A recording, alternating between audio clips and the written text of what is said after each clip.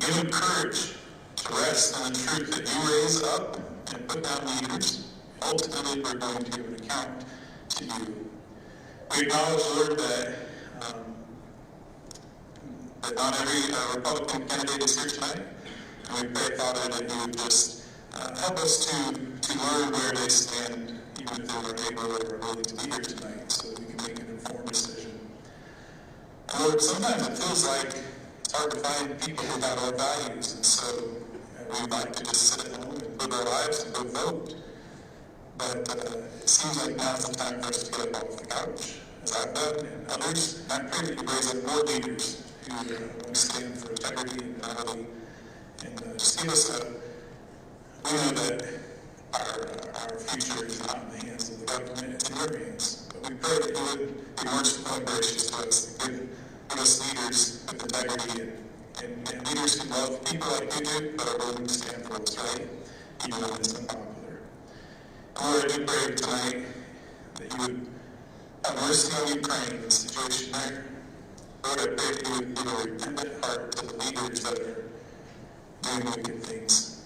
And I pray that we would not be guilty of calling good evil and evil good, but that we would walk in truth, that we pass on truth to our children, Lord, and that we would treat those around us with grace and love and dignity. Lord, I thank you for your mercy and your grace in my life. I surely need it. And I pray that you would meet tonight here and bless this meeting. And I pray that the technology would work. I pray that the men on stage would again have a clear mind. And we just acknowledge that we need your help. In Jesus' name I pray. Amen. Amen. Thank you, Pastor Webb. All right, do they have an American flag around here somewhere? All right, if you would, please stand.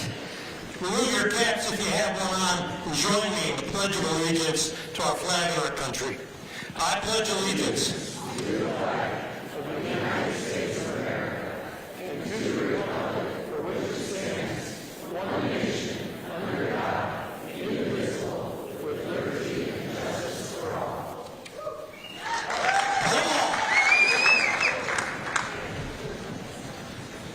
We have an awesomely powerful God, and we have one incredible nation which Illinois is a part of, don't we? Is it worth saving? Yes. Is it worth saving? Yes, it is. But we have many ills, many problems that we're faced with. And the progressive agenda, they are trying to tear everything apart. They're trying to take away our freedoms and our liberties and change our whole way of life.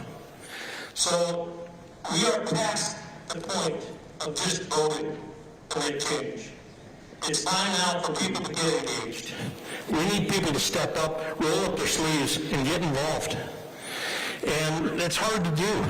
I mean, it's sometimes you don't have the time, sometimes you don't have the money, but if we're going to save this country, if we're going to save this land that we so cherish, then we've got to find the time and the money to do this. It's time now, folks. It's time to step up. So how do you do that? Well, join your local party. Become active in your county's GOP party. We often, when I was a kid, my mom, and still to this day, my mom will tell me, she says, whenever you're up against a problem, it's overwhelming or that's pretty big in nature, put it in God's hands. And we do it, don't we? We put things in God's hands for him to help us with. But God needs us to be soldiers. He needs us to fight the battles here. He gave us a brain to think with, a mouth to speak from. He gave us hands to do work, and he gave us a heart full of courage. So we need to put the fears aside and find the time to engage in the battle. So join your local GOP organizations, or if you want, find a candidate that aligns with your way of thinking and join their team. Get them elected. It doesn't have to be a gubernatorial candidate, although it can be, but it could also be a county representative, or even one of the most important jobs in the country, the school board. Get elected to the school board.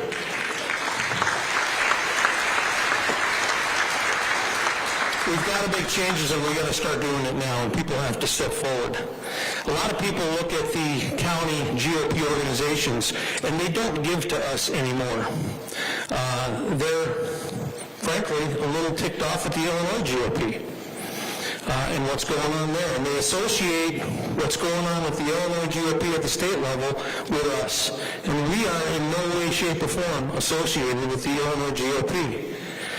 We don't pay dues to them. They don't fund us. We do our own thing. We do this, right, for you and for them, so that you can get informed and so that you can make the right decision when it comes time to go to the ballot box. So please step up and get involved with those things. We're going to talk about a lot of issues tonight. We're going to talk about, and these aren't just softball issues, right? We're not going to ask softball questions. We've worked very hard on the questions that we're going to ask, and they're going to pertain to some of the things that are going to make a difference in the upcoming years. How about the disrespect for law enforcement? We're going to talk about that tonight. We're going to talk about the abuse of the separation of powers, especially with this particular governor. All these mandates, he's exceeded his bounds. We're going to talk about this thing, you may have heard of it, it's called CRT. Here in Illinois, they package CRT, critical race theory, they package that as culturally responsive teaching and learning. All right, due to hit a college near you in 2024. That's what they're going to be teaching our teachers. They'll teach your kids, your grandkids. And unless we step up and change it, you know where that's headed. So we sent out invitations to the six viable candidates in this race. 5 of them responded immediately. They wanted to come and talk to you. They wanted to stand before you, the voter, the constituent, and give you their vision, their plan to save this state. Then we had to move this date, right, to tonight. We didn't want to, but it was in their best interest that we did because of the Sangamon Lincoln Day dinner. So we sent out the invitations again. Immediately, all 5 responded. Yep, we'll be there. No problems. The 6th never responded. They didn't respond, they didn't respond, they didn't respond. And they finally declined and said they had a conflict. So we are going to focus up, but I've got 6 benches up here. I got 6 stools.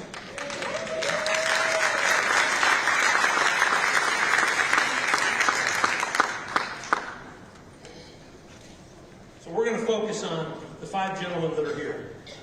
And I will tell you something. If you get on the social media, there's a lot of name calling, there's a lot of running the other candidates down. I've had a chance to talk to all 5 of these guys. I've talked with their campaigns, I've heard their vision. These are good men. We have no rhinos in these 5.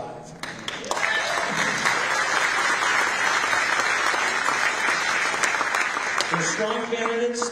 They have a vision for this state. And I sincerely and truly believe in all my heart that we have a candidate among these 5 that will go up against J.B. Pritzker and beat him.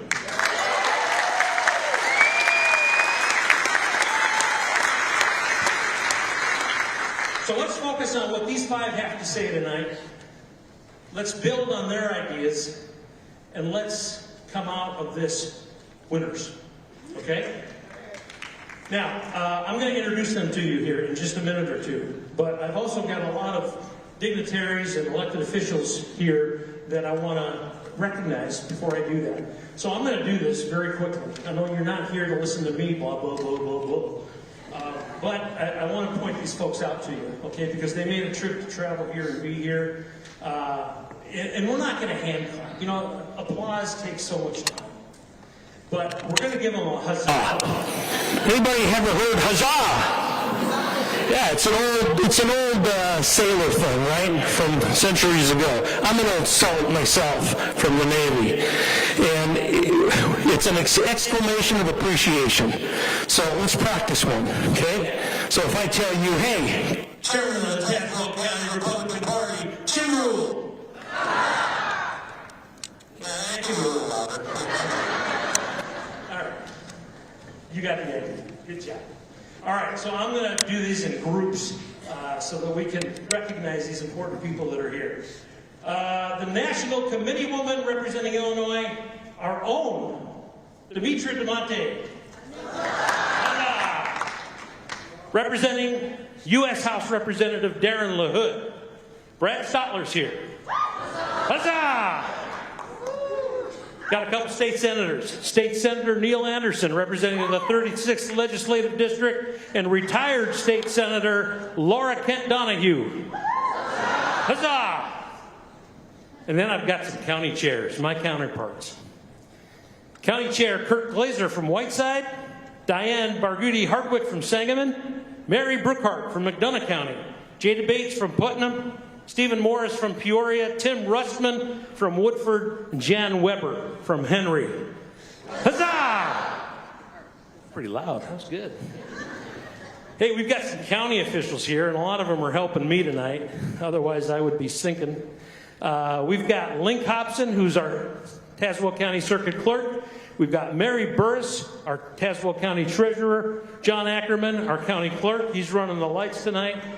Brett Grimm, our County Auditor, will be handling all the questions that you submit. And we've got Sheriff Jeff Lauer roaming around here somewhere in plain clothes. So you'll never know where he's at. So huzzah! There we go. Couple county board members from Tazewell County, Kim Josting and Bill Howder. Oh, Mindy's here. Mindy Darcy, all right. Go ahead, give Mindy or I'll hear about it on Monday. We got a couple mayors here. Those mayors. John Paul from East Peoria. Huzzah! Washington's very own Gary Manier. Huzzah! The Tazewell County Republican Women President. She's here as well. Her name is Diane Jordan. Huzzah! And ladies and gentlemen, you may remember her as a state legislator. You may remember her as a former candidate for the governor's office. Ladies and gentlemen, Jeannie Ives is in the house. Good job. All right. We want to also give a very big special thank you to the Illinois Family Action Organization. We've been partnering with them for a long time. Dave Smith and I go back quite a long time. They generously contributed to help pay for this. So they're going to do a little bit of filming. I think Monty Larrick, you're here somewhere. I don't know where. Monty's up in the control room. So let's give Monty a huzzah. All right. Okay. That's all. Did I miss anybody? Dan Brady. Oh, Dan Brady's here. I'm sorry, Dan Brady. Currently the legislative representative for the 105th district. Did I say Jan Weber? Jan Weber. I'm sorry, Jan. Where are you at? All right. I did say it. All right. Okay. So we're glad all you folks are here. So let's meet the candidates. All right, I'm going to bring them out. A little bit ago, we drew numbers to figure out who's going to come out first, who is going to answer the first question. We'll go in that same order, okay? So, representing, or from the town of Xenia, Senator Darren Bailey.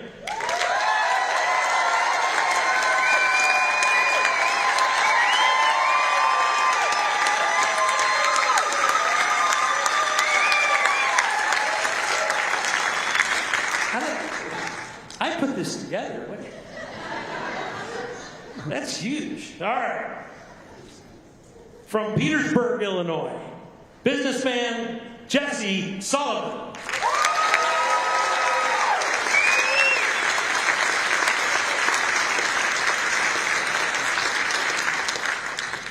From Bull Run, Illinois, businessman Gary Rabine.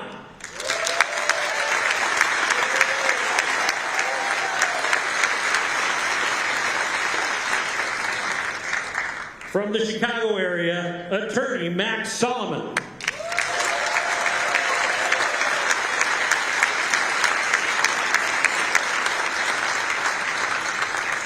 And from Monroe County, Senator Paul Schimpf.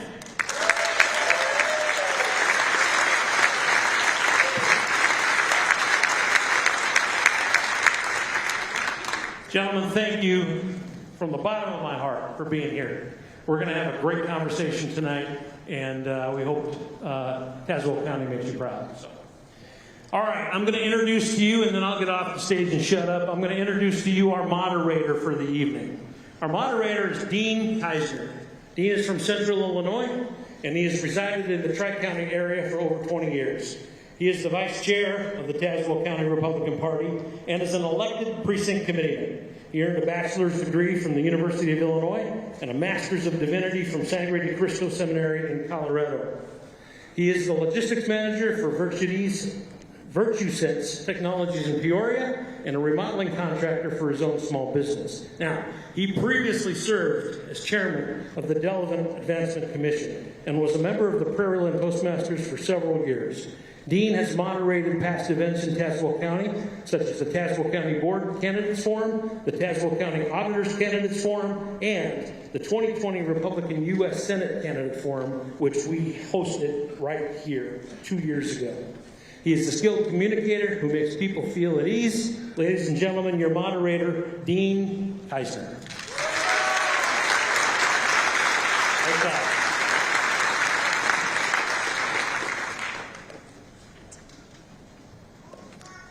What a privilege to be in this group tonight. My goal is to help these men communicate clearly to you their vision and for you to clearly hear what they have to say so we can make the best decisions as we look forward to a change in governorship in November.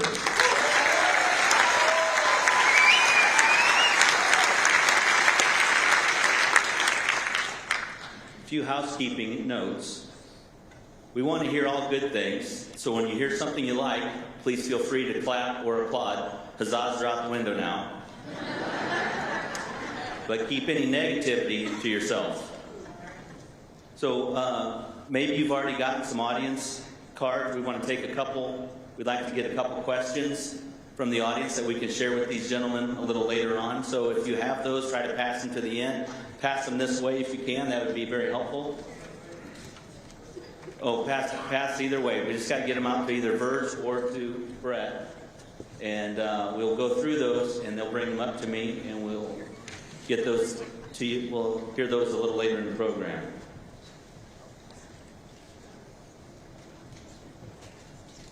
So the format for tonight will be 3 minutes for an opening statement, followed by several questions at 90 seconds each. I'll give a little background before the questions so we have an understanding of what the context is.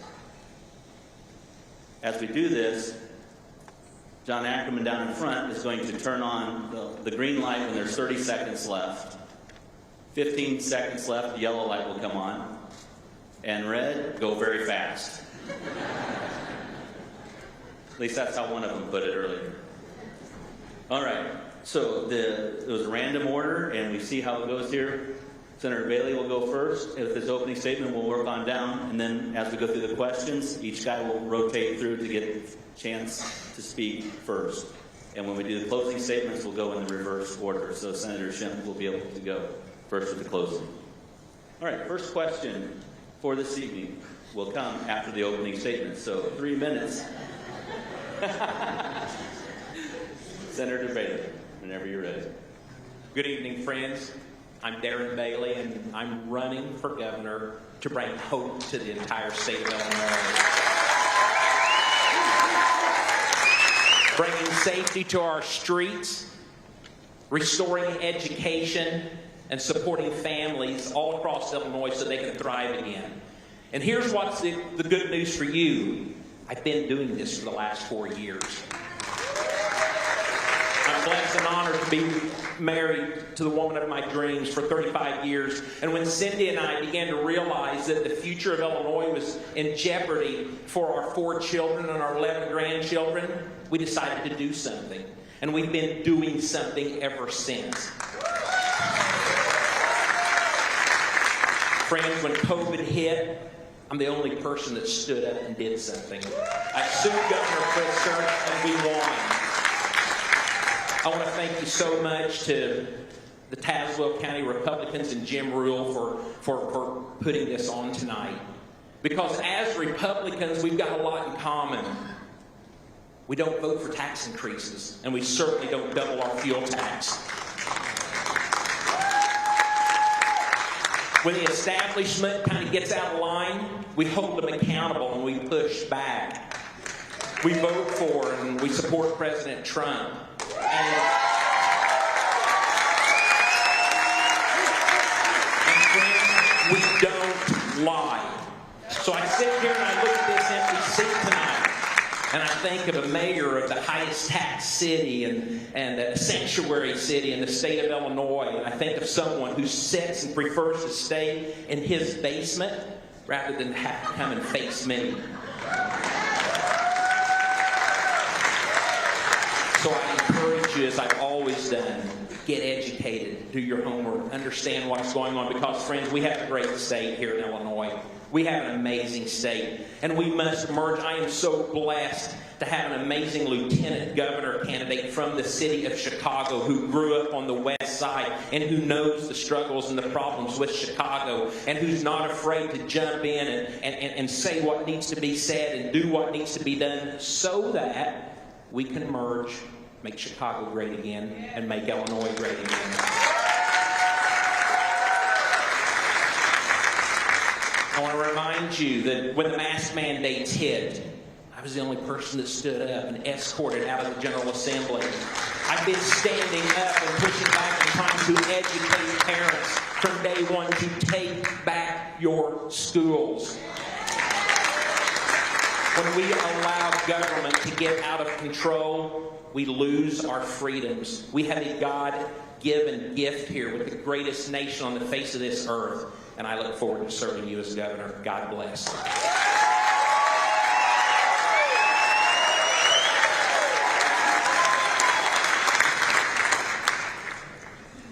Good evening, everybody. My name is Jesse Sullivan, and I'm a political outsider. I love Illinois. I love our home so much. I'm a 5th-generation Illinoisan, not from too far away, about an hour south of here in Petersburg, Illinois. I grew up one of 8 kids, working on a farm, and I love my home. But I hate our politics. I hate our politics. These politicians have taken everything that I love about our great state, and they've driven it into the ground. And I feel like you can do one of 2 things here in Illinois. You can either get up and leave, like so many of our neighbors are doing, 120,000 in the last year alone, or you can stand up and fight back. And that's what I've decided to do, is stand up and fight back for the people of Illinois.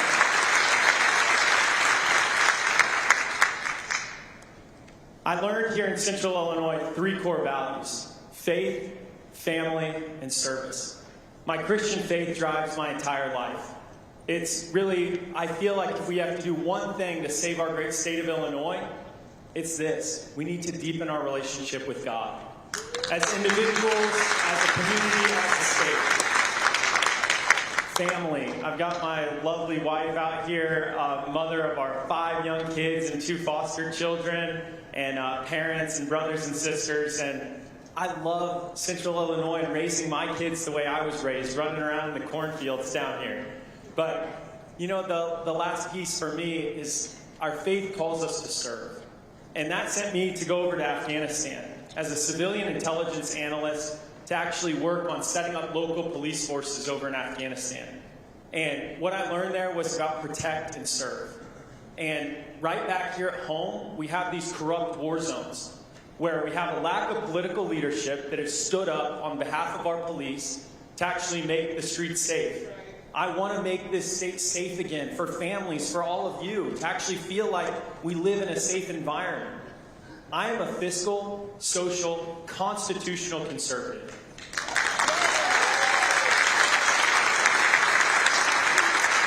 That means I believe all of our rights flow from God, not from man.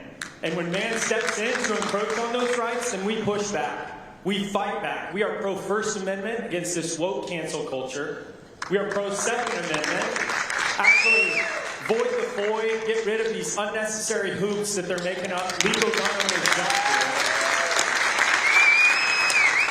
through. We are pro-life. We get to stand for good beyond birth.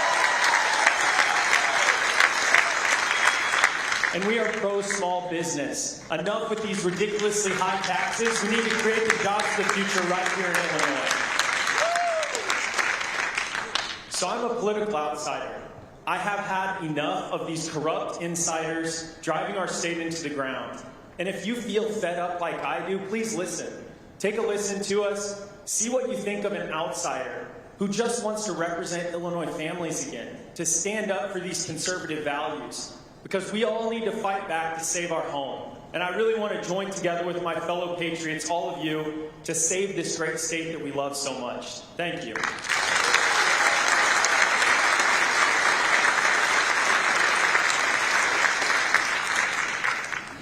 Mr. Rabine.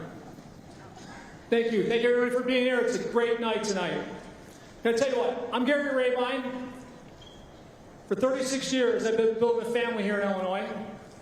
Had 4 great kids. My late wife, Cheryl, and I worked hard to raise our kids here in the state. I'm not leaving. My wife's buried here, and I'm going to be buried next to her someday. It's take 40 years of building businesses, small businesses and blue-collar industries, has given me an understanding of what regulations are doing to the pile of regulations doing to our business in Illinois. I want to be a freedom-fighting governor who can reform and rebuild the state. I know what it takes to fight for freedom. I recently picked a fight with Biden and his unconstitutional vaccine mandate.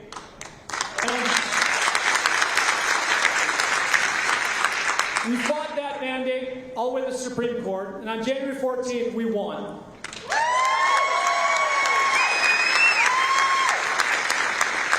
This win was a critical knockout. Because of it, COVID vaccine mandates across America came tumbling down. This gave vaccine freedom to over 80 million working Americans in Illinois, in our country. We've forgotten how to compete in Illinois. We're the biggest losers when it comes to violence. We're the biggest losers when it comes to the highest taxes. And we're the biggest losers when it comes to the highest unfunded pension liabilities. The result is the loss of freedom, and more Illinoisans than any other state in the country are losing so many people and jobs. I hate to lose. As your next governor, I got to tell you, I'll fight to make sure we're number 1 at public safety, number 1 at tax fighting, number 1 at job creation, and number 1 at bringing people back to Illinois. I'm running for governor, though, because it takes more than a career politician. It's going to take somebody that likes to fight. It's going to take an outsider.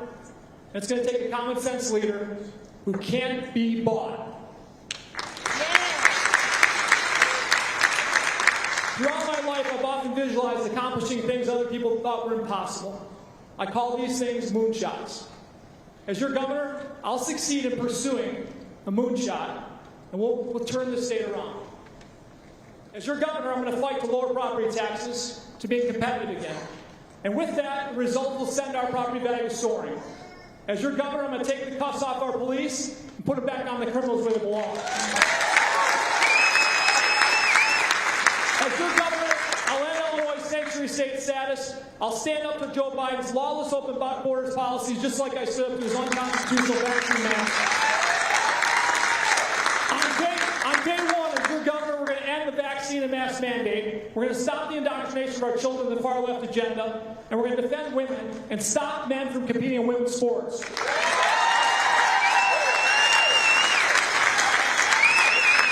So visualize this moonshot. 2025. the state with the most job creation in the country, and the state with more people moving back to it than any other state in the country. I'm Gary Rabine, and I want to be your next governor.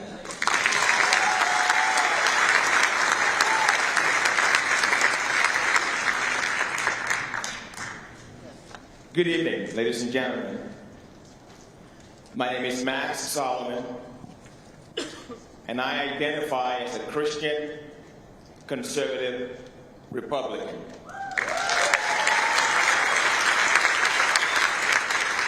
And it's in that order. And as governor of the state of Illinois, you will have a Christian, conservative, Republican. Christian, because I believe that it's time to bring God back into politics.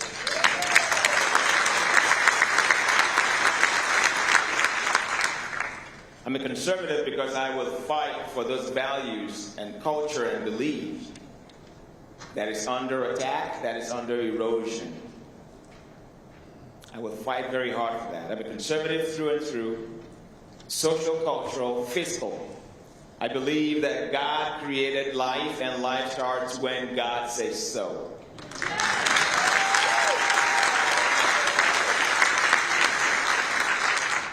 I believe that your gender is assigned by God and you are born with it.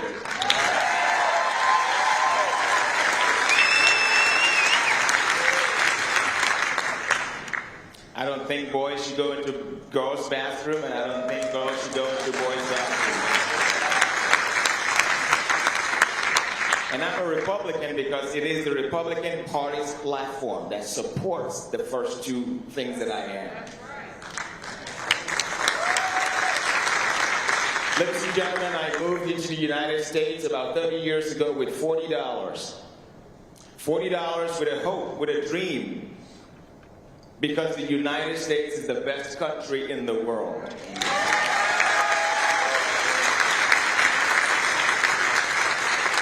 And ever since then, I've gone on to get a master's degree in theology because I believe that God and law and everything that we do in life starts with God first. I'm also an attorney licensed in the state of Illinois and Indiana. And I do teach the Constitution to colleges every once in a while. And I'll share with you the best day of my life. I raised my right hand and I swore an oath. I took an oath to be a United States citizen. It was the best day of my life because I believe in this country.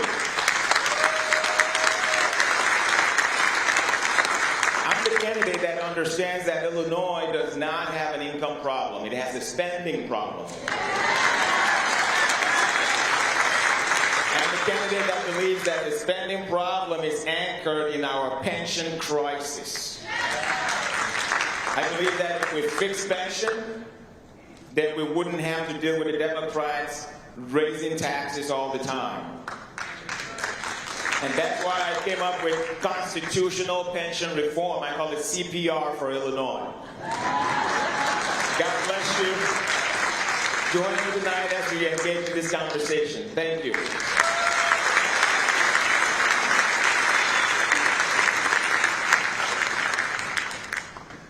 Well, thank you, folks. My name is Paul Schimm, and I'm running for Illinois governor because our state needs common sense, conservative leadership that we can trust. Now, I had to move that stool away from me a little bit if there's going to be some gesturing over there.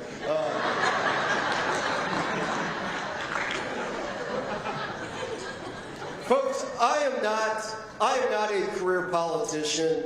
I grew up in Monroe County, son of two public school teachers, went to the United States Naval Academy, and then I spent my adult life in the United States Marine Corps. I was an infantry officer. You're simplifying all the Marines that are out there. Infantry officer, then went to law school, became a prosecutor, worked the Saddam Hussein trial when I was in Iraq. And, once you've dealt with the Ace of Spades in Baghdad, you just really aren't intimidated by the Pritzkers, the Madigans, the Simons, any of that stuff. Nothing in Illinois politics. I'm going to start tonight with a few thank yous. First, I want to thank my wife, Lori. She's the rock of our family. She is not able to be here tonight because this is a school night, and our two boys are 14 and 16. So she's holding things down on the home front back in Waterloo, but I want to thank her. I also want to thank Tazewell County Republicans for putting this great event on. Yes. I want to thank my fellow candidates as well. You know, it is a good thing, folks, that we have so many good men running for Illinois governor, because that means a lot of people hear the message that J.B. Pritzker is a catastrophic failure and needs to be sent back to his true calling as a bathroom renovator.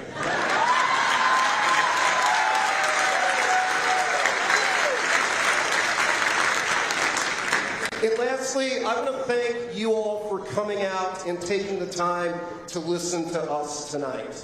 You know, as I talk tonight, you know, one of the analogies that I like to use is that this is like a high school basketball tryout. We are all on the same team. We're just trying to figure out who's got the best skill set to be the starting point guard. So as I talk tonight, I'm going to give you two reasons to consider supporting me. Two attributes that I have, two positive reasons. One, I have a legislative record that nobody else has. I have voted against every tax increase, voted pro-life, voted for a strong Second Amendment, voted for parental control of education. And the second thing is, I'm the only one on this stage who has won a major election against a Democrat while being outspent. I beat Sheila Simon, the former lieutenant governor, by nearly 22 points, and that is what it's all about. J.B. Pritzker is a threat to the health of our state. He is a threat to our children's future, and we have to beat J.B. Pritzker. So thank you for coming out tonight.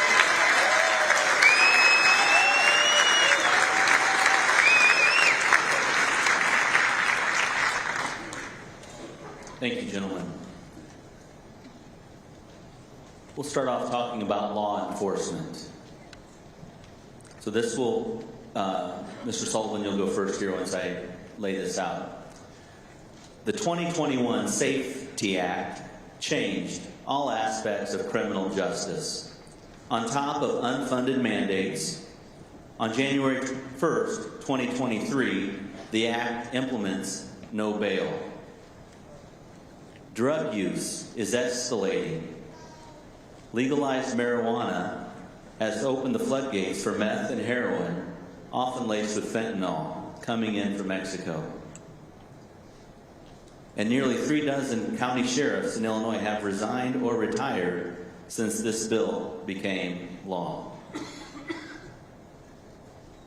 How will you, as governor, work to ensure that the laws passed address the needs of the accused, protect the public, and support law enforcement officers in our great state? 90 seconds. Please try to hold to that, gentleman. When I'm governor, we are going to repeal this anti-police bill. Right away. Repeal the anti-police bill. And that's what the law enforcement officers around the entire state call this bill. It's not the Safety Act, it's the anti-police bill. And there's a reason why we actually, in our campaign, have the largest active coalition of existing sheriffs around the state of Illinois have gotten behind me in this campaign. And there's a reason for that, because I have protect and serve in my core. I was actually over in Afghanistan as a civilian intelligence analyst. We were putting together local police forces. And in doing that work, we lost 36 people that we would always put their photo up on the church tent that we had, and we would read from the Bible. There is no greater love than this, to lay down one's life for a friend. We now have these corrupt war zones back here in our state where our law enforcement officers are putting forward their lives, sacrificing themselves and their families so that they can serve us well. And so we need to have their back. And when I'm governor, we are going to be the most pro-law enforcement state in the nation. We are going to make the streets safe here in the state of Illinois. And I would just like, if you are a law enforcement officer or a veteran, if you could raise your hand for us. we could give them a round of applause.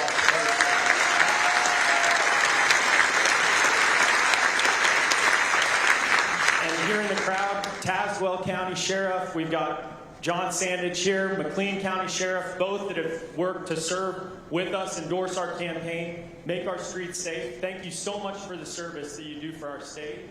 And we're going to protect Illinois families again.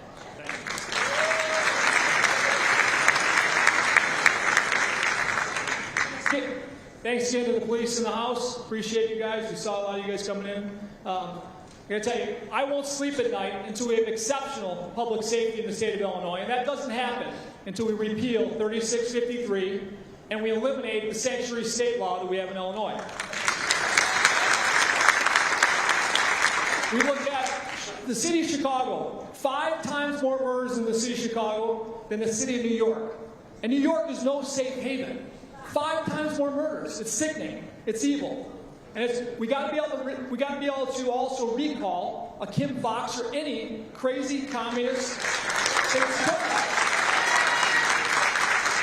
And it's not just the city of Chicago. The sanctuary state bill, what Browner did was crazy and evil. And then what Pritzker did to even put more distance between local police and federal police. ICE and federal police have no communication today with any of our police. I talked to a deputy, a sheriff's deputy, about 3 weeks ago. I was in Southern Illinois. A buddy of his, another sheriff's deputy, pulled over a van. 9 young men in the van, under 13 years old, he estimated, Hispanic. 3 adults in the van. An hour later, after they called somebody over that could speak Spanish, another police officer, these kids would say nothing. An hour later, they had to let these people leave, these 3 adults with 9 kids in the van. They couldn't reach ICE. It'd usually be ICE or federal police. They'd get in front of them, and they'd understand what's going on. They'd understand more about what might be going on. Didn't happen. This has got to stop. I won't sleep until we have exceptional public safety in the state of Illinois. Thank you, Dean, for that question. Ladies and gentlemen, it's not rocket science. When you criminalize law enforcement, and then you embolden criminality, you're going to get what we've been getting. Everybody remember 2020, BLM? They were all around. I live in Chicago. I live in the suburbs of Chicago. You were watching TV and you're thinking, what's going on with the United States? I was thinking, what's going on with the United States that I moved into? We know the problem. Here's the solution. 3 things, ladies and gentlemen. The first thing I'm going to do as governor, increase the budget and funding for public safety. Right now we're at about 4%, 5% of the budget. That's not going to cut it for law enforcement. Number 2, we're going to make sure that we make criminals liable again. We have laws. Just enforce them.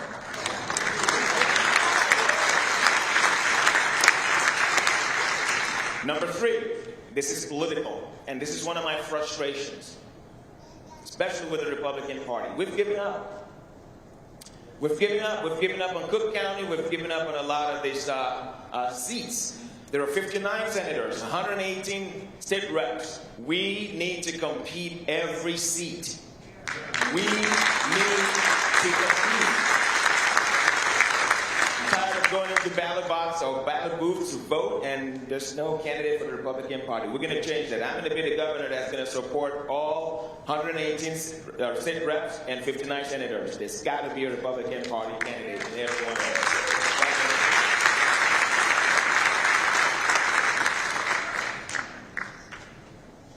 Folks, HB 3653 and the process by which it was passed was a travesty and a slap in the face to all of our law enforcement heroes.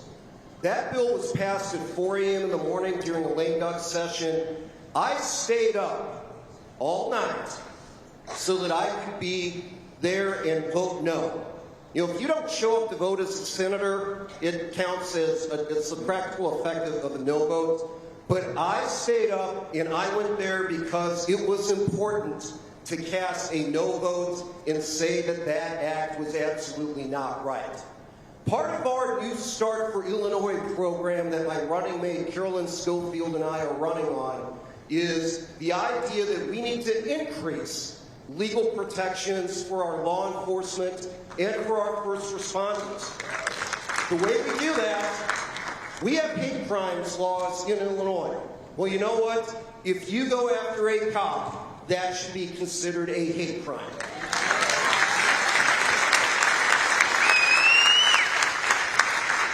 As your governor, I will do three things.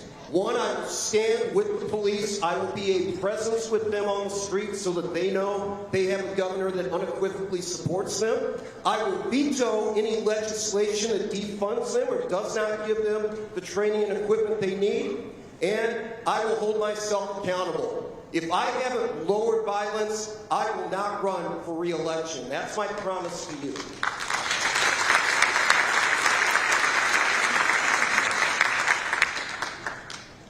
Restoring Illinois has to start with safe streets. Whenever Sheriff's Deputy Sean Riley was killed in my district, I introduced SB 3899 to allow for a judge to inflict the death penalty on any cop killers. We have got to start making the same. Friends, there is no hope as long as cities like Chicago are able to allow the violent crime that they are. Governor Pritzker has destroyed Chicago by ending cash bail, by allowing violent criminals to roam free. As your governor, we're going to stop that. We're going to bring integrity to our police officers by having their back, by defending them, by funding them. That's how we get Illinois back on track, friends. So I look forward to enacting that kind of legislation that will get our streets safe again.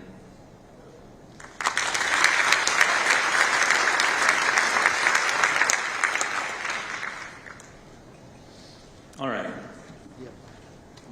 Mr. Rabine, in the middle there, you get to start the answer for this round. Our second question tonight will deal with abuse of powers. During the COVID shutdown in Illinois under Governor Pritzker's executive orders and mandates, people were not able to go to school or church, participate in high school sports, go out to eat, or gather with their families. This is really an issue that the three branches of government did not function as they're designed to work with checks and balances. Please speak to two things, gentlemen. First, talk to the people of Illinois about how to respond to excess authoritarian overreach when they encounter it. What should they do as citizens? Number two, what will you do as governor of our state when the next crisis presents itself? Thank you. Thank you. So when COVID first happened, I was blessed to be able to be on the calls with Republican governors across the country. I've been in the RGA, Republican Governors Association, for almost 6 years now. So I was able to be on these phone calls talking to health scientists across the globe, as well as advisors on health, advisors on economics. And over those conversations, we heard Republican governors go in all different directions. Some ready to shut down their states, some ready to keep them open. I actually got on LinkedIn back then after these calls, and what I learned, I said, we can't shut down our state. This is an opportunity for our state economically to get stronger than our surrounding states. We knew that back then. The health scientists said that this wasn't going to be harsh on kids. If you're healthy, under 60 years old, you're going to be in pretty good shape. If you're older, up in age, or you have health conditions, we got to be careful. So to educate and collaborate was the key. This governor, history will show that our governor did the absolute worst job of any governor in the country. He was a dictator. He wasn't the governor. He said he cared about lives, but he didn't care about livelihoods. And what we find is, in retrospect, looking back now, we know that Illinois was one of the worst states in the country, average on health, average on death, and we decimated our economy, put more businesses out of business than any other state in the country, okay, per capita. So he was a total failure, and dictators tend to be that.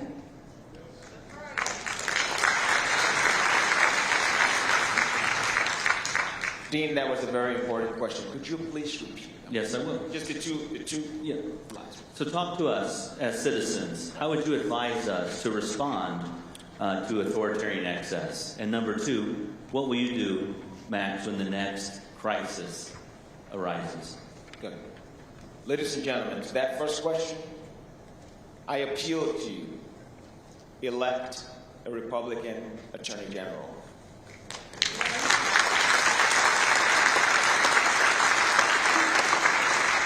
I think we have two fine gentlemen running for that office. Any one of them would do better than who we currently have in there. We have to enforce laws. We need an Attorney General that understands that they work for you and I.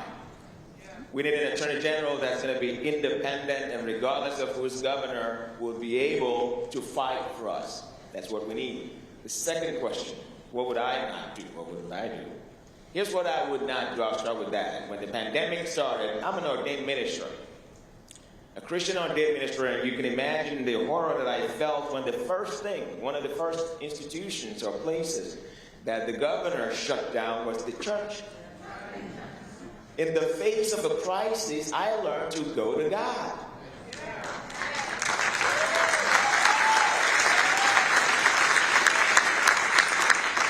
My faith is the first thing that I go to, I cling to, I pray for wisdom, for guidance. And then you bring together experts who are going to advise you. I'm not going to shut down the state. I'm not going to make it worse. And I'm definitely not going to go after your kids.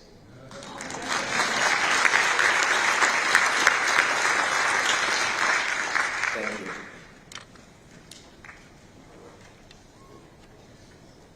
When President Harmon and Speaker Welch were derelict in their duty, they didn't silence my voice and Darren's voice. They silenced your voices. Administrative overreach, governing through executive order and administrative rule, is a huge threat to our liberty, not only in Illinois, but nationwide.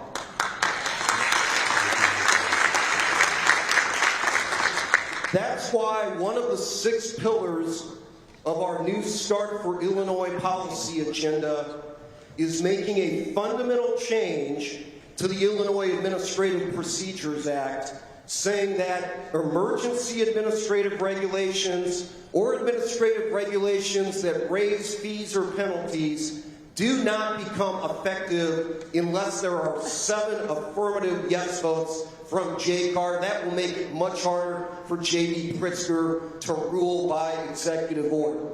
As governor, got a short amount of time. As governor, I will do 3 things differently than J.B. Pritzker. 1, I will follow any rules myself that I put out for other people. I will partner with the Illinois General Assembly, and I will understand the science. I will take the time to understand the science and listen to the people of Illinois.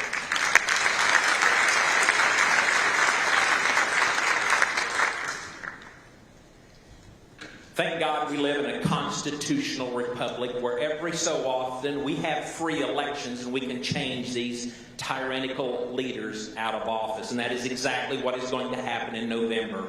So friends, listen. Government educates. Government informs. Government comes up with solutions and makes that available. We, the people, decide how we're going to live our lives. We decide how we're going to run our business, when we need to close our business, if we need to close our schools. Government has no business in that. So again, I'm a farmer. That's all I did all my life. Farmers fix things that are broken. Farmers solve problems. Farmers grow things. And whenever the mandates and the lockdowns hit, 2 weeks to flatten the curve, something didn't feel right. And the reason something didn't feel right, because this little thing called freedom exists here. And we knew that we can't go back to where we came from. So again, I did something about it. I sued Governor Pritzker. I took him to task. I took it to party leaders and I said, let's do something. And no one would do anything because of fear. But friends, when we do the right thing as Americans, we can serve our constitutional republic.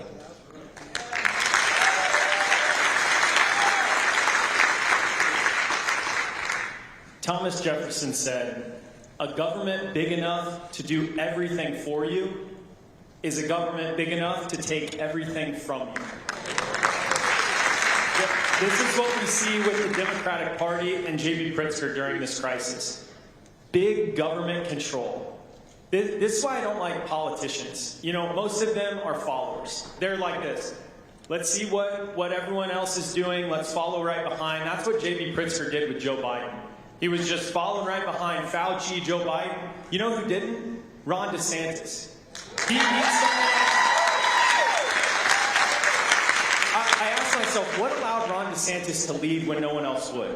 He was rooted in a set of values. He valued freedom. And he said, I am going to lead by these values of freedom. And that's what he did. He was strong. He took charge. He was a bold leader. So for me, stepping in as a conservative outsider, I'm a constitutional conservative. I believe we need limited government, especially at times like that, whenever it's a crisis. If you want to know my governing philosophy, it's this. Take power away from these corrupt, career insider politicians and give it back to the people of Illinois.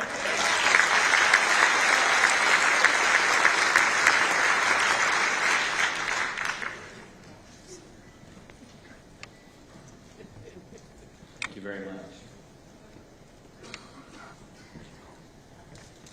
Moving on here, question number 3. For the past several years, around the country, we've been hearing about critical race theory. National pundits predict that parents of school-aged children will have a big impact on the results of the November election. A new governor is capable of giving homeschool moms in Tazewell County hope that things can get better in public education. Since the State Board of Education, ISBE, Culturally Responsive Teaching and Learning Act was enacted without action by the General Assembly, because those are appointed by the governor positions. New leadership could reverse CRTL. As governor, start with you, Mr. Solomon. What will your plans be to tackle this issue, and how can you shake up the Illinois State Board of Education? Thank you, Dean. Ladies and gentlemen, I have the best lieutenant governor pick. LaTasha Fields from Chicago. Our heart, our soul are with the kids, especially homeschool. She's a homeschool mom herself. It's going to be a beautiful January 9th, Wednesday morning. January 9th, 2023. If God wills, and I am your governor, I'm going to raise my right hand and swear that oath. And as soon as I swear that oath, that right hand is coming down to banning CRT.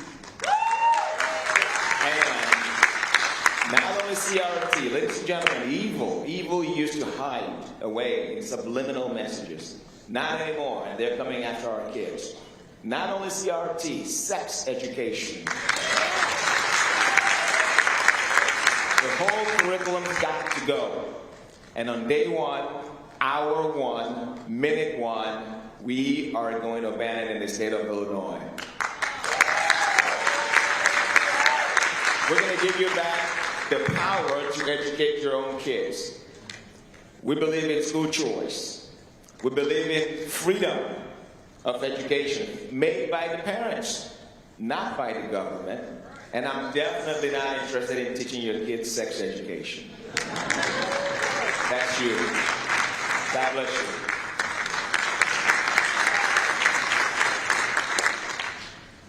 Folks, Darren, Gary, Max, and I have been doing this for over a year now. And, Max, Gary, and Darren will remember that at one of the very first candidate forums we had, I made the people of Illinois a promise. And if you know me, my word is my bond. I keep my promises. And that promise over a year ago was my first act as your Illinois governor will be to pick up the phone, call the state superintendent of schools, and say, start the process of rescinding the culturally responsive teaching standards. That has to go, and a Republican governor will do that. Unfortunately, we've learned the hard way in Illinois that talk is cheap. 8 years ago, I was a statewide candidate. I heard a statewide candidate say he was pro-life and opposed to illegal immigration, and it turned out that he was not once he got into office. Folks, I have a track record on parents' rights. I voted for parents' rights and local control of education when I was in the Illinois Senate, and we have been running our campaign on parents' rights. And last June, we put out a proposed Illinois Parents' Bill of Rights. If you want to know where somebody stands on the issue, look at what they were doing before they asked you for your vote.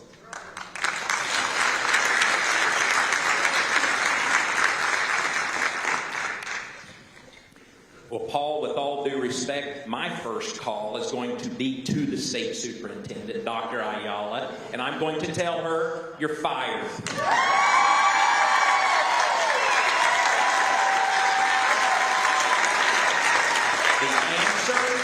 To removing this woke, liberal, ideological agenda from our schools is empowering the parents and putting the right people in charge of in Illinois State Board of Education and all director agencies for that matter.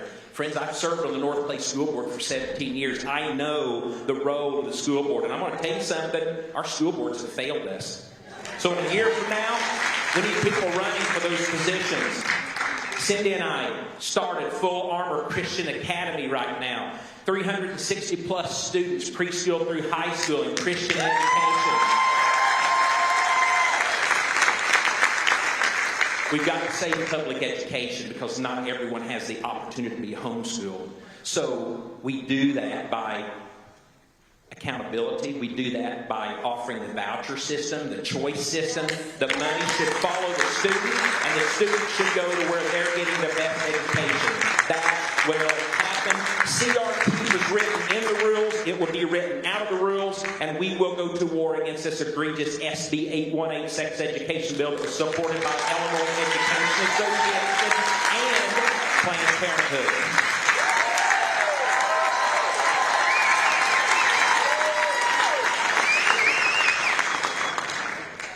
I believe we're engaged in a great battle right now.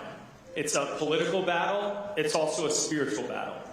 On one side of that battle, you have evil, you have immorality, you have relativism. On the other side, you have truth, you have goodness, you have a set of values that you're trying to live by. And where are the front lines of that battle playing out? In our schools, in our education system. And I hate to say it, but right now we are losing. We are losing that battle. I mean, look at what's happening right now. To me, look at what's happening. You cannot say a prayer during school, but you can talk about sexuality and gender identity to our young children. This is wrong. This is wrong, and this should not be happening. I have skin in the game. I've got 5 young kids. And you can mess with a lot of things with people like, oh, changing our tax rates, doing all this. You do not come in as a government between me and my kids and teach them the wrong set of values.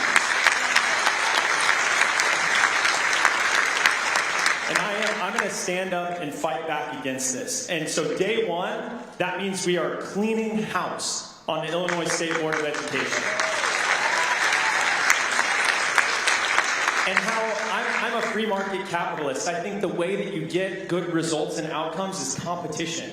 Right now, we do not have that in our education system. So how do you get that back in? We need school choice. We need to give parents the ability to send their kids where they want to send their kids to solve this problem and win the battle.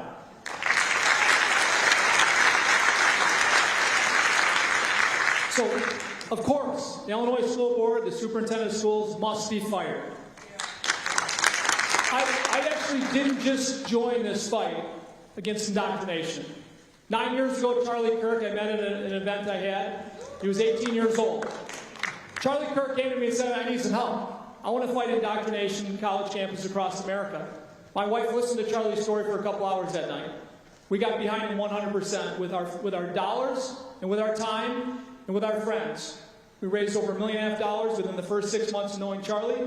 And Turning Point has grown to be one of the strongest organizations in college campuses and high school campuses across America. We thought it was bad in colleges, and then we realized, boy, we got to get into high schools. We're in high schools now. But now grade schools are the bad, as we all know. And I will not stop until this graphic sex education is out of every library and every school in Illinois. If you talk to any sheriffs, I've talked to sheriffs, I've got many sheriffs behind me in this race, and you talk to my friends who are sheriffs in our state, any of them will tell you, this book, this educational, sexual graphic educational book in our libraries across our state would be looked upon as child porn 3 years ago. So we're going to rip that out in day one. We're going to fire that superintendent. We're going to fire this board. And we're going to have parents. We're going to have people who represent parents, not politicians, in our school board and across our leadership in our state. Thank you.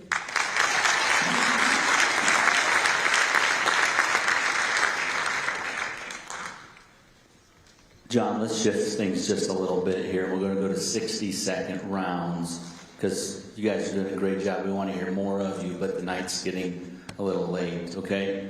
So question number 4, Senator Schimpf. Let's delve into individual rights guaranteed to us in the Constitution, specifically the Second Amendment. Anti-gun measures like the FOID card do nothing but increase crime.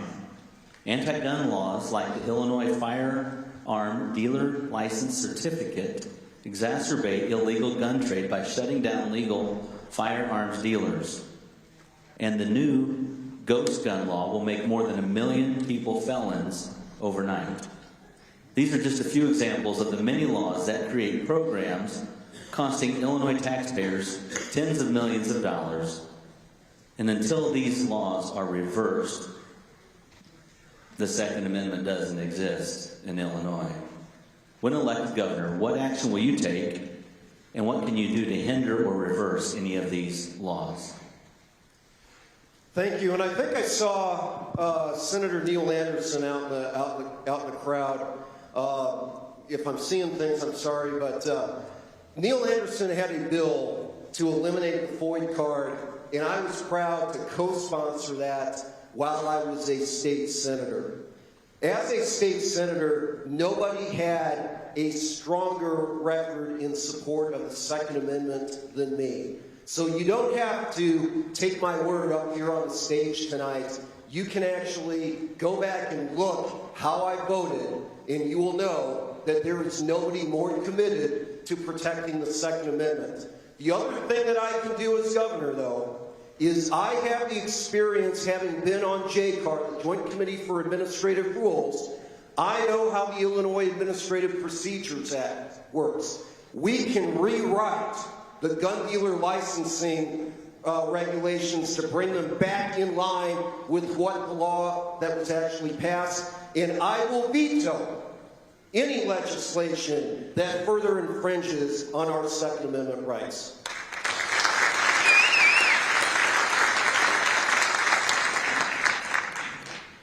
There is absolutely no purpose or constitutional reason for the FOID card except to hinder our God-given rights. Friends, that card will disappear on day one. We will begin the process of making that happen. And here's the beauty of it. I've had conversations with Democrats on the other side of the aisle, and they agree. They agree that the mother in Chicago needs to have the right and better access to be able to carry to protect her family. You want to stop crime in Chicago in the urban areas? That's how we do it. We promote the Second Amendment. Our First Amendment, well, it's protected by the Second Amendment. I'm a lifelong NRA member, Illinois State Rifle Association and Gun Saves Lives members, and many of you may have seen me recently blow the budget up with my AR-15, so I will be standing firm for those rights.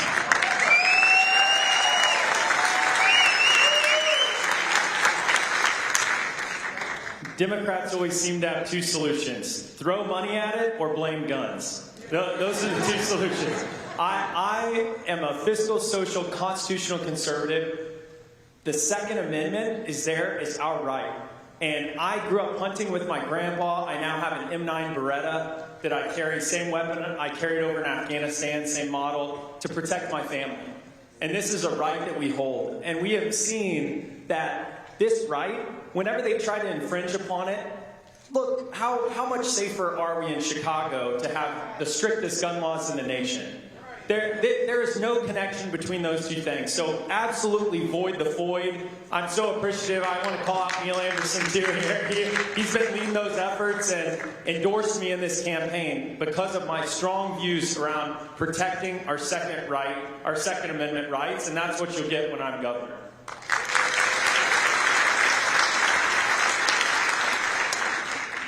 Years ago, the 73-year-old man saved the life of a 30-year-old woman that had been stabbed 7 times in the midsection of her body. He was illegally carrying 10 years ago, the 73-year-old man. There's no way he would have the courage to stay there with this woman while she's being chased by her perpetrator that just stabbed her. That 73-year-old man is my father. He doesn't always do things that, perfectly. He believed in constitutional carry back then, and he carried even though he wasn't supposed to. But that woman would not be alive today at 40 years old. So, as soon as I could carry, of course, I went and did all the tests to be a carry person. But constitutional carry is what we got to go for. I mean, our carry laws are weak. Constitutional carry's got to be our goal. Thank you. Ladies and gentlemen, I'm the only one here that swore an oath to support the Constitution of the United States. Again, the best country in the world. The last I checked, the Second Amendment was part of that. As governor, Illinois is going to be a constitutional carry state. We're going to get rid of the FOIA card. Not only that, there's this tax on guns and ammos. Extra layout tax. We're going to get rid of that. As a law-abiding citizen, I'm biased in this one. I think every woman in the state of Illinois should carry.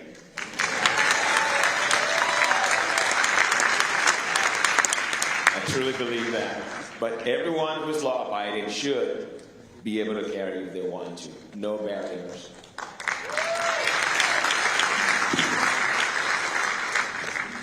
Thank you. Next question, back over here to Senator Bailey. Pension reform. We need to discuss this because our state has the 3rd highest debt in the nation. And the biggest problem contributing toward this is the billions of dollars going toward pension benefits. Currently, 19% of the state's budget goes towards paying for pensions compared to an average of 4% in other states. Illinois' massive, growing government worker pension debt is the direct result of 3 factors: overgenerous pension benefits, political manipulation, and inherent flaws in pension plans. As governor, how will you address this elephant in the room? And what results can we expect to see? I know we've got active and retired state troopers in the crowd tonight. I know we've got active and retired teachers, active and retired Department of Corrections people. I know we've got a lot of state employees in the room tonight. And I know that not one of you can sit and tell me that you're confident in the future of your retirement, that you were promised and that you were earned. Friends, I'm the only one up here that's been trying to address the problem for 3.5 years now, serving in the state legislature. I see that problem. It is going to culminate and sink our ship if we don't address it. We've got to sit at the table, not with the union bosses, not with the political leaders, but with you, the pensioner, and come up with a solution. I've had those, and unfortunately, my opponents and Governor Pritzker are lying again, saying, I'm trying to take away your pension. You were promised, you were paid into it, and I am going to do everything possible to make sure that you keep what you earn.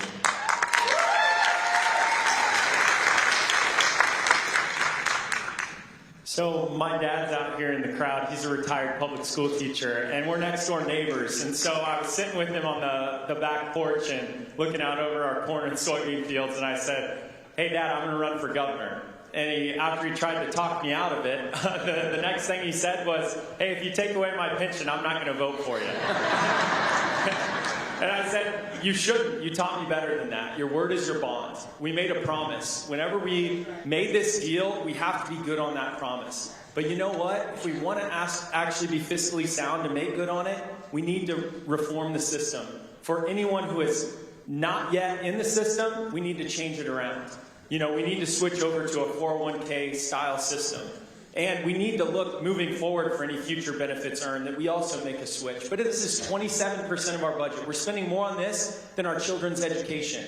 We have to make a reform, but we need a leader who can actually get this job done, who actually has the experience, the skill set to work, to solve this one of our greatest challenges, and I will be that leader.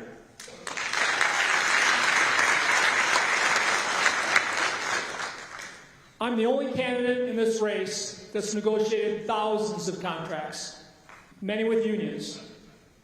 And I got to tell you, it's going to take a negotiator, a strong negotiator, to get this done. We need to protect, just like any contract, protect the past, all the past promises we made, but we need to change the future to protect the past promises, because it's not sustainable. And we said 19% of the budget compared to 4%, and that's what I read as well. But that 19% doesn't even cover all the interest. We're still kicking interest down the road. We got $500 billion overall of total pension deficit in Illinois. At 5% interest, which is the average, that's $25 billion a year. A good negotiator will put us on a track of a sustainable future in our pension. A sustainable future would put us on average with the rest of the states at 2.5% interest instead of 5%. That's a $12.5 billion savings. It takes a great negotiator, somebody that understands contracts inside and out to get that done, and I'm the guy. So.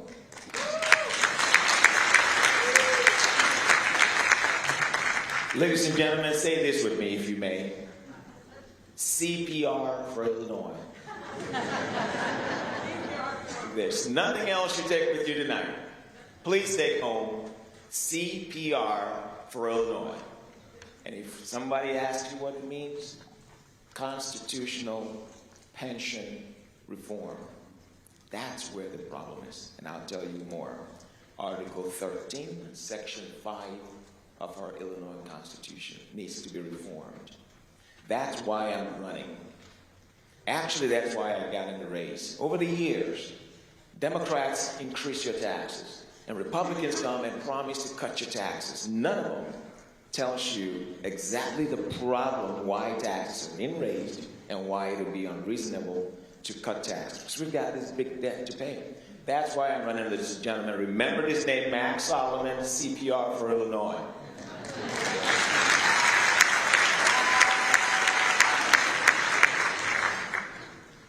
You know, folks, one of the worst things that J.B. Pritzker and the progressives like to do is they try to divide us. Remember, they talk about how the pandemic was the fault of the unvaccinated. They try to make vaccinated versus unvaccinated. They try to divide us. We can't do that same thing when addressing the pension crisis. Yes, our pension system is unsustainable. But you know why? It's because the Illinois General Assembly stole from the pension fund. It is not the fault of the state workers who paid in what they were supposed to pay in.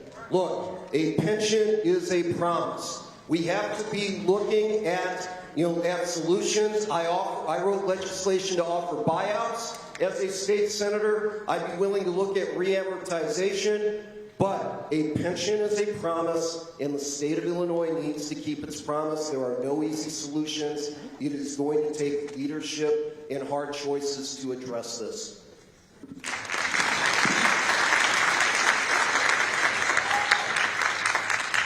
This is a tough issue. And this is an audience question coming up, and I think it goes right following the pension question, because the question is, what is your plan to work with and get cooperation of our state legislatures due to the direction of Illinois and to make our state a great place to live again? And we got trouble. Republicans and Democrats, they just don't see eye to eye and aren't able to cooperate. So it's going to take one of you men a big challenge. The last Republican didn't do very well.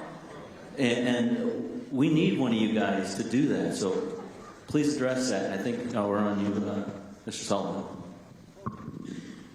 Yeah. So there are some things you can do when you step in as governor on day one. That's in the mandates. In the vaccine mandates, in the mask mandates, that's day one stuff.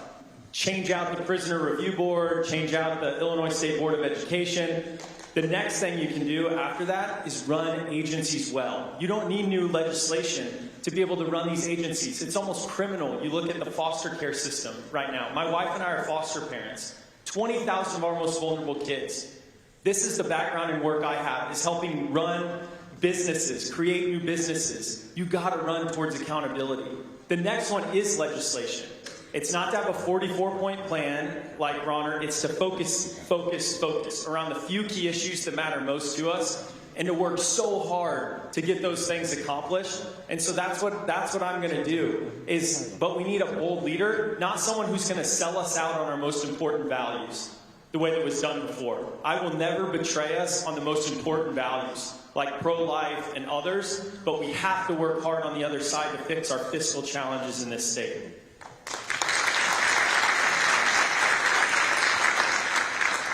So I'm the candidate, I'll say over and over again, I have common sense, I can't be bought. When we look at leading businesses, we have those two traits. We can have a winning CEO all day long if they're passionate about serving our customers. And when we build businesses and we inspire people, we give them the vision they didn't have before. We've done this in 4 of our businesses out of 13 that are world-class companies. All these businesses started from nothing. 4 are world-class out of 13, 9 are striving to be world-class. Every leader, every CEO is somebody that inspires people around them to be better than they'd be otherwise. I'm confident I can be the person to do that. I was the founder of Job Creators Network, Turning Point USA. We inspire people to do things they never thought they could do before.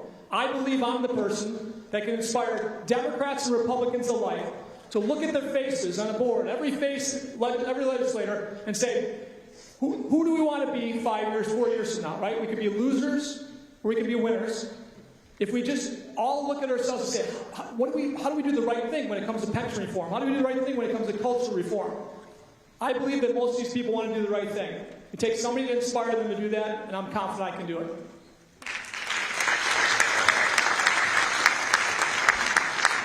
Dave, could you please ask that question again? I will. How are we going to cooperate? How are you going to cooperate with the legislature, Max, to get things done? Because we're in such a tough environment here, and it follows well with the pension question, which would be a real challenge to do that. So, ladies and gentlemen, I'm not going to stand here and lie to you or pretend to you that I'm going to go in the governor's mansion or executive office and, rally with the Democrats. You give the Democrats an inch, they take a mile. Now, my approach is different. Here's what I'm going to do. I'm going to make sure that every ballot that a Democrat appears on the ballot is contested by a Republican. That's what I'm going to do. 118 state reps, 59 senators, not one of them would be uncontested. That's how we cooperate. That's how we negotiate. That's how we bust the supermajority Democrats in Springfield. I'm going to be that governor to lead that charge. Not playing nice.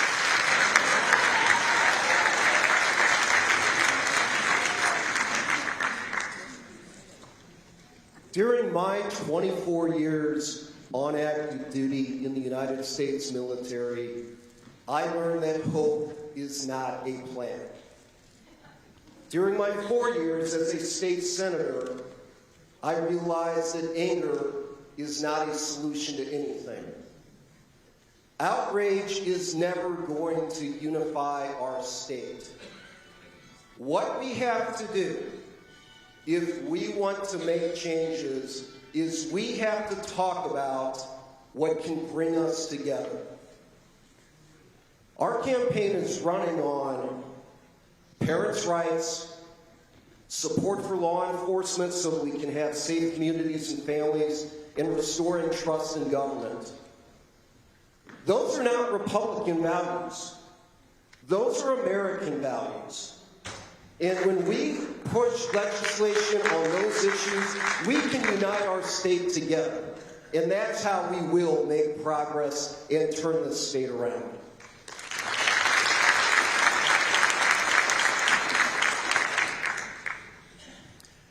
Well, I didn't seek this journey. This journey in you sought me, because for the last 2 years, I was standing up and talking about hope. The hope that Illinois can be better. The hope that our schools can actually teach our children properly. The hope that our streets can be safe again. And all the while, Governor Pritzker had a message of fear. You see the difference? What did that do? That locked us down and shut us up, and he had no right to do that, and our Constitution didn't even allow for it. But I stood up and I told you to push back, stay busy, get educated, get involved in local government. This recent remapping process, when Republicans said we need fair match, you know what the Democrats said? They said 10 years ago when you were in charge, you didn't really care about it then. So friends, we have got to bring people around the table, be honest, and find solutions together. With Pritzker and Madigan out of the way, we can do that.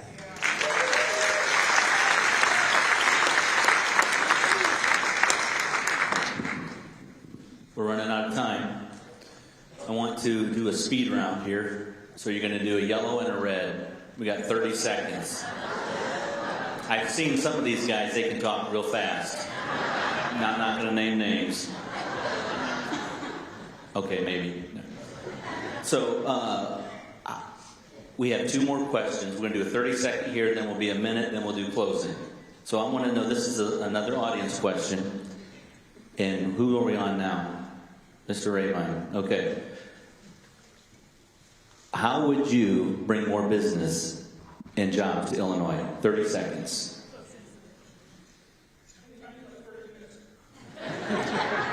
You were the one I was counting on to talk fast. So excited I don't even want this thing.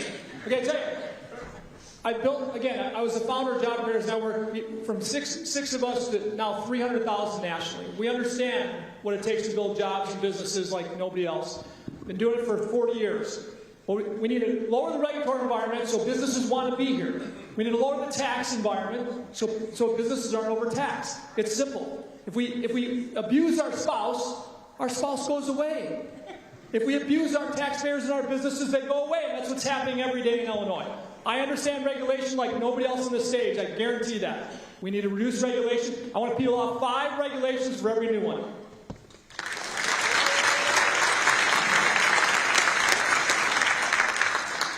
Fix pension, cut taxes, deregulate, free market.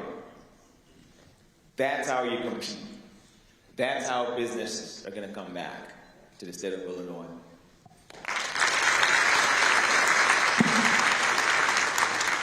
Can I have some of Max's time? Folks, Illinois is ranked 47th out of 50 states in terms of being the least business friendly.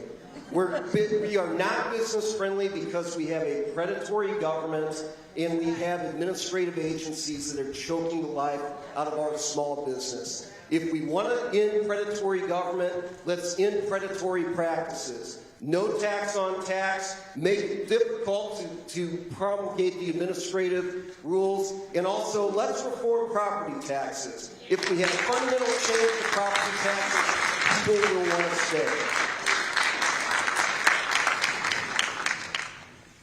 I pay workers' compensation insurance. It is 2.5 on my employees. It's 2.5 times higher in the state of Illinois than anywhere else. We have similar regulations that must go because that's how we build an economy. We attract business. When we attract business, we bring in people. People go to work, they earn money, and guess what? They pay taxes and support local business. So too many business regulations, and the governor can address that, and we can begin to push those aside and make Illinois the place where business and families want to come again.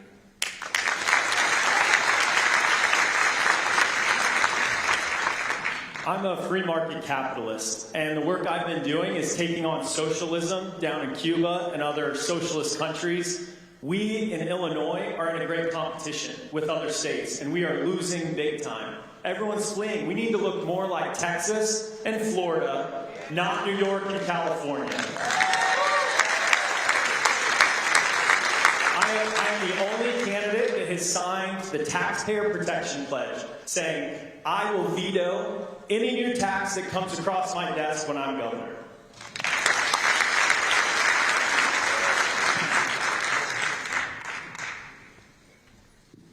All right, so last question is candidate's choice, in that there's so many things we haven't been able to talk about tonight. Then I'm going to give you guys 60 seconds. This isn't your closing, but just to talk about a subject or a topic that we haven't addressed. So you don't have, you can follow one another if you want, or you can talk about any one or two items you want, or however many you want. We're back to 60 seconds for this round. And then after that, sorry for jumping around, guys, but doing the best we can here. So then after this round, so we're going to start with Max this time. But then after that, we're going to do our closing, and we're going to come back this way across the stage. So that's how we're going to do it here. So Max, 1 minute, talk about whatever subjects, topics you want to address for us. CPR for Illinois. Ladies and gentlemen, we're at a time where we need to elect a candidate who can appeal. And this touches my heart. I'm an African American standing before you claiming to be Christian, conservative, Republican. That's very unusual. And I hear it. I live in Cook County. I've heard them all. Republicans hate black people. Republicans hate poor people. Republicans don't like you know. That's why we need to elect a candidate that understands that can appeal to that community. And their fear is that we cut everything. Elect me, and I'm going to show them that we don't cut everything. We're going to fix pension. And we're going to fix Illinois' fiscal problems. And we're going to keep our values, our faith, our culture, the America that we all believe in. God bless you.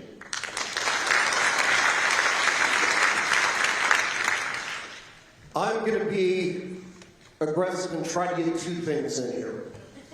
All right, first, the power to tax is the power to destroy. I got out of the Marine Corps in 2013 as a lieutenant colonel, brought my family back to Illinois, got involved in politics, and really one of the first things I heard was about how property taxes were so terrible in Illinois. They are destroying our state. You know what's been done in that time? Not a darn thing. That's why one of our proposals in the New Start for Illinois is that we're going to make a fundamental change to property taxes, that you cannot have your property values reassessed unless you either sell your house or you rezone your property. All right? That's a fundamental change we have to do that. Last thing, I just want to mention my running mate, Lieutenant Governor candidate Carolyn Schofield. I am so proud to have her on my team. She's the vice chair of the McHenry County Board. You've heard the statement, still waters run deep. That embodies Carolyn. She is all about solutions and is very, very smart and will make a great lieutenant governor for Illinois.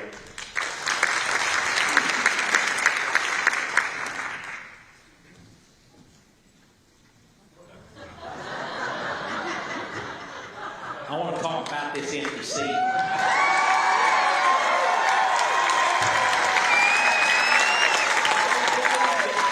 the history of Illinois politics, a party has allowed anyone to grossly lie, as this man does. Everything he says is a lie. His lieutenant governor doesn't your taxes. He raised taxes in Aurora. She told me to put on my effing mask when I stood for you fighting for the mask mandate in Springfield. Friends, enough is enough. We have got to stand up and understand what is going on in this race, or else we lose everything that we stand for in the state of Illinois, and we're going to see the massive exodus like we have never seen before. This nonsense has got to stop. We watched cheating in Lake County. We watched cheating. All these men witnessed that in a recent straw poll up in Lake County. This team will stop at nothing to destroy our constitutional freedoms. Don't buy it, friends. God bless.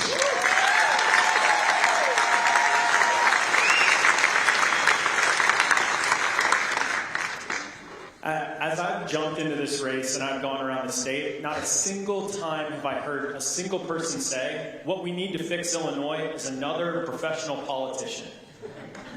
They've said, we need a conservative outsider. We need someone who's representing Illinois families right now. Nobody. I've got this young family. I decided to jump into this race, and it really is this historic moment, an opportunity that we all have to be able to get these conservative values back into our government again. You look at what happened out in Virginia. Glenn Youngkin, he won that race out in Virginia. Well, his team took a look around the United States and said, where can we do this again? They decided to come and join me and our team, because we are going to make Illinois red, and we are going to use this historic opportunity to change our home that we love.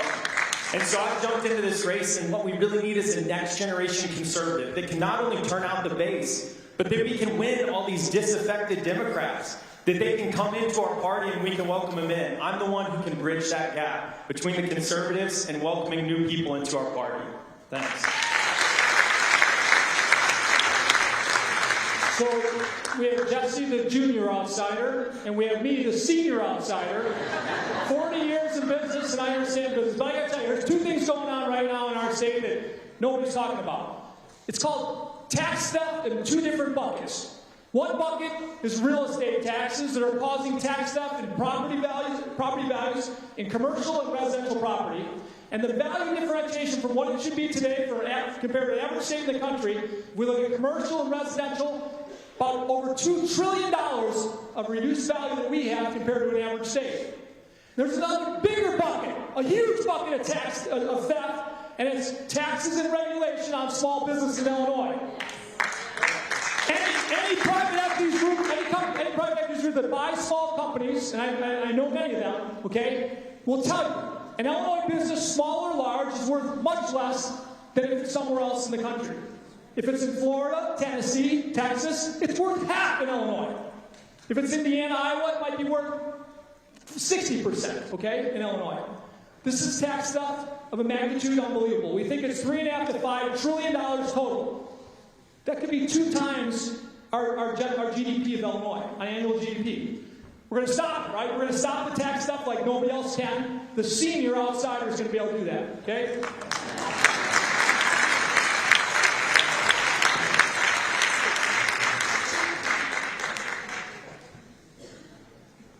This is good.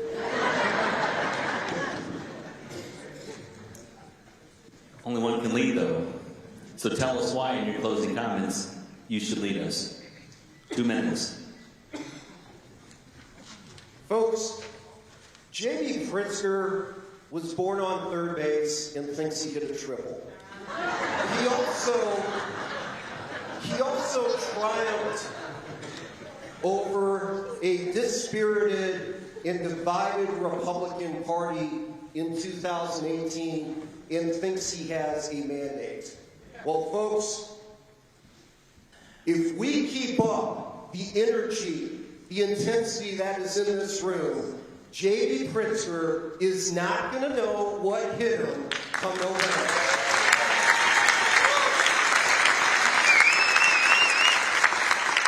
I want to thank you all for coming tonight and listening to us. Thank you to our moderator. Thank you to my fellow candidates. We've got great messages talking about how Illinois can unlock its potential. Folks, you may not have heard me before tonight. You may not have known who I was before tonight.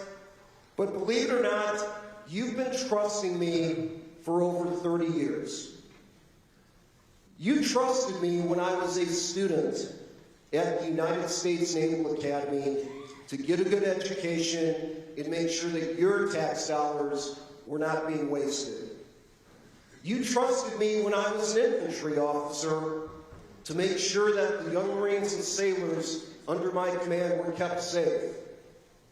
You trusted me when I represented the United States during my work on the trial of Saddam Hussein. And you trusted me as an Illinois state senator to keep my promises, vote pro-life, vote against every tax increase, and vote for limited government. I'm asking you to trust me one more time. Trust me to defeat J.B. Pritzker and turn our state red so that we can have an Illinois where it's the people of the state who have the power to live their life to the maximum potential and in freedom. Thank you all, and God bless you all.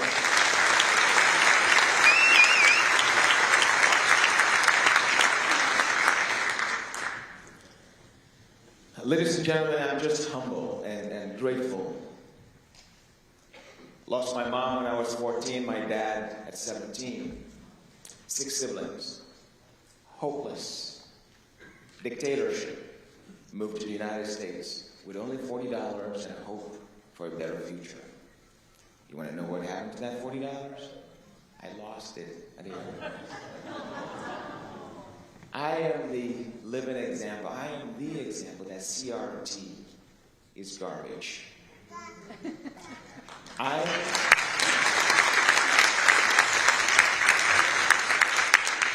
stand before you an epitome of the American dream. But it was very challenging. As an immigrant, as an African American, you know what the Democrats told me? You belong to us. We love you. The Republicans hate you. But as I grew older, with my values and my culture and my faith, I realized that the Democrats, they don't believe what I believe in. It's a conundrum. We have a Republican Party platform that stands on faith, freedom, and the United States Constitution.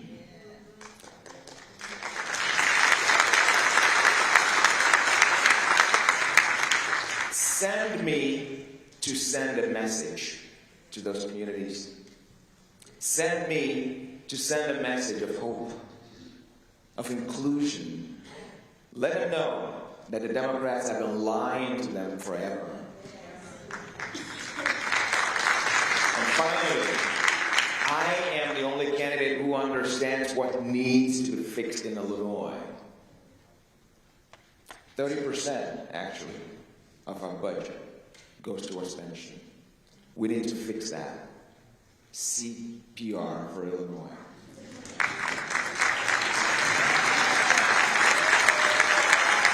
Thank you. What time is it? It's Wait, what time is it? Yes, all right. I gotta tell you, building businesses and turnaround businesses is similar to operating any budget. Any state can be operated like a business. People don't think so. It can. As I built my businesses across the country, I've got to know many great people. Before running this race, I heard the best minds in economic change the country's seen in a long time. Art Laffer and Steve Moore, if anybody knows those names, are on my team. They're amazing economic advisors. When they looked at Illinois with me, they both said, oh my gosh, this is the biggest mess in the history of the country. And guess what? Art Laffer looked up to me and said, Gary, he goes, this is going to be so much fun. This will be the biggest economic change in the history of our country, and we're going to be part of this. I'm very confident. We must seek out the best minds and wisdom to make major change in anything we do. I've done this all my life in my businesses, and we're going to do this in the state of Illinois. But it's going to take somebody that can be Pritzker. I built my business, as I keep saying, all over Illinois, all over the country. But the biggest markets for the first 20 years were the most densest areas of Illinois. So for 40 years, my name has grown, the Rabine Group and Rabine Paving, in the densest areas of Illinois. Also the biggest voting blocks. I'm confident, if all things are equal here, I'm the candidate that can win Illinois and win the Chicagoland area.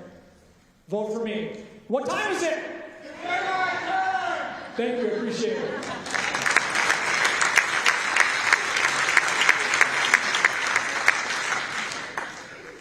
Where I come from here in central Illinois, being a man of your word still matters. You know, I've given my word to God, down on my knees to try to serve him throughout my life. I've given my word to my wife to cherish her and honor her all the days of our life. And we're able to raise this amazing family here in central Illinois that I love so much. And I gave my word to our country that I would protect, serve, and defend the Constitution. Tonight I want to give my word to all of you. I give my word that if you trust me to lead, we will restore integrity and honesty and character back into our government here in Illinois. Trust me to lead, and we will also make this a great place to raise our families again. We will lower taxes. We will make this a great place to start a business. Trust me to lead, and together we can all save this home that we love so much. You know, maybe I've been listening to too much Ronald Reagan driving around the state, another great son of Illinois, but it gives me hope and confidence that we can bring about these changes. This is the time. I know a lot of people are cynical. You know, this is Illinois at the end of the day. Well, things are the way they are until they aren't anymore. And things are about ready to change. You know, we've lived this life where we see this corruption. I don't trust politicians. I don't. Maybe it's growing up here in Illinois. I don't have trust in our politicians. I don't want to be a politician. I want to lead. I want to be a leader, a next generation conservative that can actually step up and represent the values that you all hold, that we all hold as people. I want to join together with you as fellow patriots to take back this government that we love so we can say, I am proud to be from Illinois. Not despite our government, but because of our government. We could be proud to be from Illinois. Again, and I want all of you, the future does not belong to the cynic, the future belongs to the believer. And we all believe that we can fight to save our home. So thank you, and join me. Together, let's fight to save this home we love. Thank you.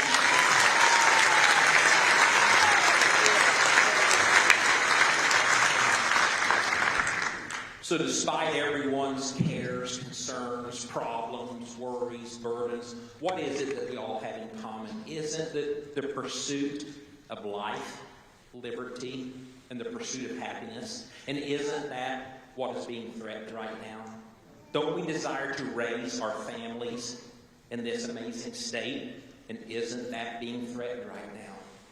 I am honored last week to receive the endorsements of all 4 major life organizations in the state of Illinois.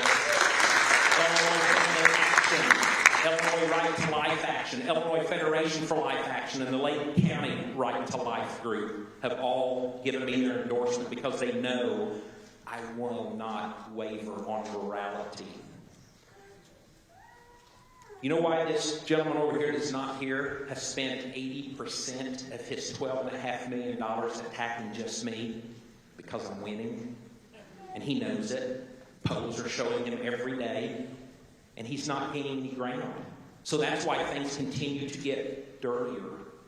But last week was a pretty amazing week because the most pro-life Republican donor in the country found favor and donated $2.5 million to our account and has promised another $2.5 million by the middle of May of matching funds, which gives you a good reason to support our cause. I have been endorsed by ABATE, a freedom-loving motorcycle group that doesn't want any more rights and infringement.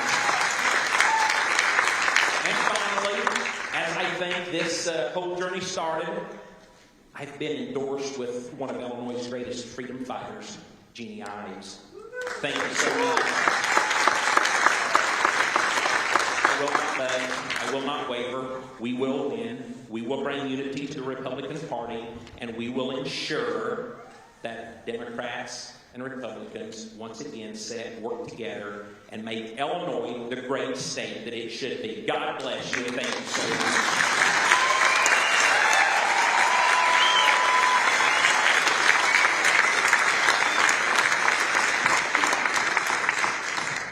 It was good to be here tonight, huh? Yeah. So, this concludes tonight's activities. The candidates will be across the hall. There's also some other booths over there if you want to take a second. I know it's late. If you want to stop over there and say hi or learn some more information. There's signs if you found somebody you want to support. Take some signs home. Also, tell your neighbors, if you're on social media, be on social media. Say what you learned tonight. This is really important. We are the ones who are going to make the change in this state. We cannot count on the Republican Party of Illinois, as Jim said at the beginning. They do not support us.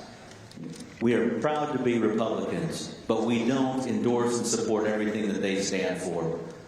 We have to stand for ourselves and what we believe. These gentlemen are doing that. So I'd like you guys to stand, give them a round of applause, stretch your legs, and thank you for being here tonight.